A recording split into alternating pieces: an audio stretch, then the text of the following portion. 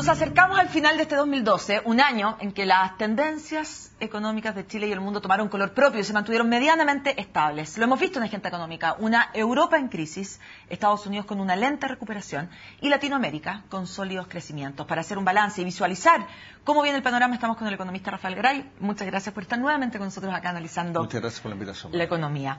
El 2013, si queremos analizarlo, lo vamos a tener que separar por zonas geográficas del mundo, ¿no? Sí, claro. O sea, ya. Y Europa dicen que todavía es peor a lo que fue este año. ¿Comparte esa visión? Yo creo que sí. Yo creo que sí, y por varias razones, ¿cierto? Por ejemplo, si uno mira el caso de España, España va a tener el próximo año una desocupación más alta que este año. Va a pasar, y no marginalmente, sino que largamente, los 6 millones de desocupados. Y eso obviamente es una mala cifra, le va a costar mucho recuperarse, va a seguir en recesión, va a seguir emitiendo deuda de manera exitosa, pero ojo, los vencimientos españoles del próximo año son vencimientos brutales, en torno a los 260.000 millones de euros que van a tener que pagar. Por tanto, las colocaciones que ha hecho este año... Chile, o sea. Mucho más del PIB en Chile. Entonces, claro, las colocaciones que ha hecho este año, bien, ha bajado su prima perfecto, pero va a tener que pagar. Entonces, va a tener que tratar de reemplazar todo ese nivel gigantesco de deuda por deuda que yo no sé si le va a costar más barato o más cara que la deuda que tiene emitida. Entonces, ahí tú ya tienes un problema. Tienes un problema que es Italia. Este año hemos conversado todo el año respecto a España. Bueno, el próximo año vamos a conversar todo el año respecto a Italia, con una deuda que es más del 120% del PIB italiano, ¿cierto? Siendo obviamente la tercera economía más importante de Europa, con problemas de corrupción estructurales muy fuertes. Por lo tanto, la vedette del próximo año en el caso de Europa va a ser obviamente Italia. Y también con una economía francesa que está de él y una economía alemana que nos da signos de una reacción fuerte como va a ser el motor de Europa. Sí, con mucha liquidez, ¿cierto? Porque todos han puesto su plata básicamente claro, ahí. Recordemos que emite ciertos bonos a tasa negativa, pero es una zona que completamente está, yo diría, muy complicada. Pero esto está internalizado ya. ¿Va a afectar, como afectó el año pasado y el año anterior, al resto del mundo, ya que más o menos sabemos que esto va a ser así? Yo creo que depende, internalizado sí en parte, pero depende cómo tú combines los factores.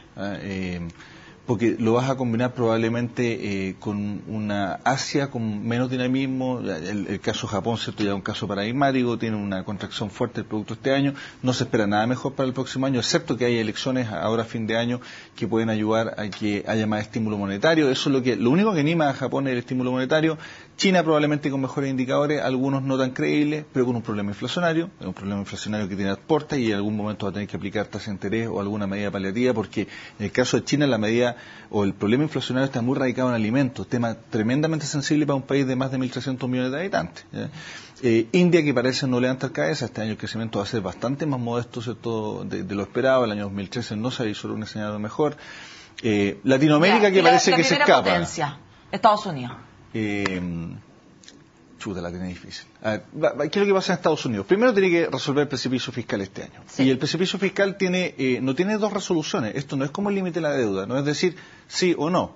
Es desde, pasa el 1 de enero el aumento de 19,36% en los impuestos más el recorte del gasto de 0,25%, no pasa nada de eso o tienes un gran abanico de alternativas entre medio. Y yo creo que se hará una solución más o menos mixta, con alza de impuestos igual, no del 19,36%, pero algo menor, ¿cierto?, que se va a negociar, con un recorte de gasto fiscal no tan fuerte, pero dependiendo de la combinación tú puedes tener un crecimiento para Estados Unidos del próximo año que es cero, ¿cierto? Todos sabemos que si el fiscal cliff se anula completamente, el crecimiento de Estados Unidos es un 2%. Claro. Si no se logra anular en nada, la caída del producto va a ser en torno al 1,7 o 2%. Entonces, dentro de ese rango te vas a mover. Entonces, yo creo que es una economía que está muy complicada, del 100% del producto se sigue endeudando a tasas gigantes, y nuevamente estamos hablando de la deuda documentada de Estados Unidos, que es de un poquito más de 15.000 billones, ¿cierto?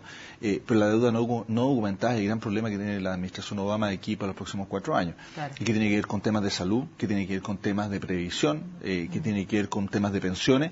Y eso, ¿cierto?, es 55.000 billones de dólares. Y esos 55.000 billones hacen que en el total Estados Unidos esté debiendo más o menos 4.5 veces su producto. Y eso sí que es un endeudamiento No lo veo, brutal. por lo tanto, muy optimista para el 2013 en general para el mundo. Yo creo que el 2013 el mundo va a crecer menos que este año. Yo creo que las economías latinoamericanas van a tener un desempeño también menor, porque este año nos hemos salvado porque existían contratos, porque Europa algo nos siguió comprando, porque el precio del cobre estaba alto, en el caso de Chile, ¿cierto?, por distintas razones, pero el próximo año vamos a tener un frenazo aún mayor.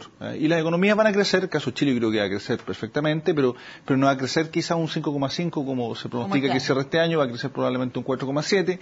Chile va a tener una presión inflacionaria mayor el próximo año que este año, Chile va a tener un nivel de desocupación mayor promedio que este año, en un entorno en el cual hemos colocado demasiados créditos, tanto de consumo como hipotecarios, y tú vas a tener que las tasas de morosidad van a ir al alza, por lo tanto en algún momento la tasa va a tener que ir al alza también, y eso nos puede poner un freno adicional.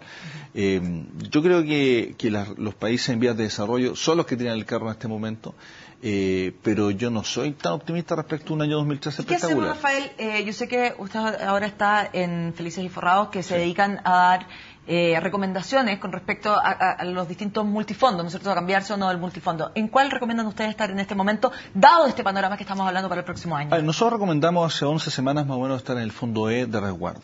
Y si uno toma la rentabilidad del 1 de enero del año 2012 hasta el 20 de noviembre, lo que tiene es que en términos reales el fondo A ha rentado un 1,7% y el fondo E, de menos riesgo, ha rentado un 3,1%. Por lo tanto, la decisión fue la correcta, la que nosotros recomendamos. ¿Qué es lo que pasa aquí a fin de año? Ya hay muy poco que hacer. Si uno piensa que estamos a 12 de diciembre, lo único que podría animar fuertemente las bolsas, pero no va a hacer una gran diferencia con la rentabilidad del año, es cómo se resuelve el precipicio fiscal, por un lado, ¿cierto?